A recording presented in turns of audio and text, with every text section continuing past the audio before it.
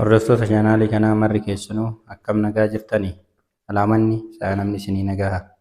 Mee waa'ee vaayirasii yeroo ammaa kana daangaa Keeniyaatirraan gara Itoophiyaa keessattuu kibba Oromiyaatti babal'ataa jiru kana maal beektu?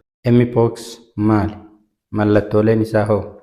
Yaalli isaatii fi falli isaa maal? Nu hordofaa.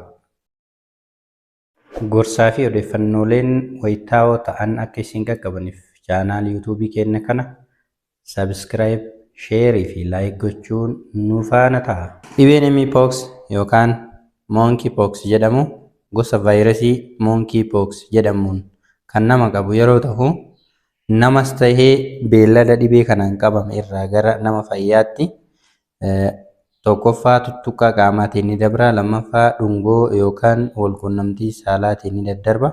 Akkasumallee meeshaalee vaayirasii kanaan faalaman irraa namatti daddarbuu danda'a. Akkasumas dubartii ulfaa irraa gara daa'imaattis darbuu danda'a. Namni tokko egaa vaayirasii kanaaf saaxilameen boodatti guyyaa tokkoffaa irraa hanga torban 3 jidduutti mallattoolee kan argisiisu yoo ta'u, torban 2 hanga torban 4tti mallattooleen kunniin irraa badu jedhamee yaadama. Mallattooleen dhukkuba kanaa tokkoffaan madaa gogaa jalqaba irratti ol ka'iinsa hin qabne garuu dhukkubbii qabu. Gara boodatti bishaan kuufatee bishaan sun ofii isaa dhoohee madaahee godaannisa ta'ee kan fayyu yoo ta'u, mallattooleen kanneen biroo ammoo ho'a qaamaa, dhukkubbii maashaa fi lafee, qoonqoo fi dadhabbii akkasumas fedhii nyaataa dhabuudha.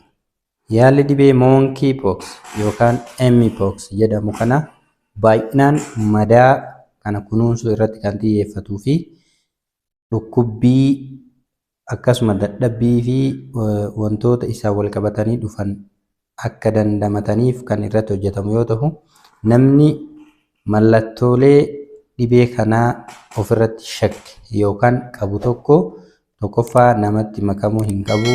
Maaskii yookaan golgaa garaagaraa harkaa fi fuulattis godhachuudhaan namarraa adda bahuu danda'uu qaba. Dabalataan illee madaa kana tuttuquu dhiisuu yookaan ammoo irraa solloksuu dhiisuudha. Maaliif gara biraatti babal'atuu waan danda'uuf jechuudha.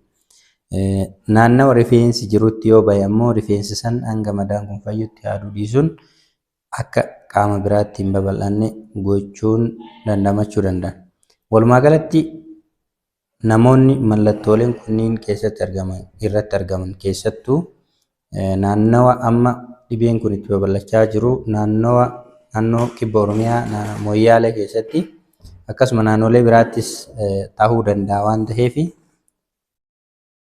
daftanii gara mana yaala isinitti dhiyoo jirutti eeruu kennuudhaan namoota kaanitti akka hin babal'anne gochuun dirqama keessan bayadhaa ergaa kenna. Gorsaa fi odeeffannooleen wayitaawoo ta'an akka isin qaqqabaniif chaanaal yuutuubii keenya kana sabiskiraayib, sheerii fi laayik gochuun nu faana ta'a.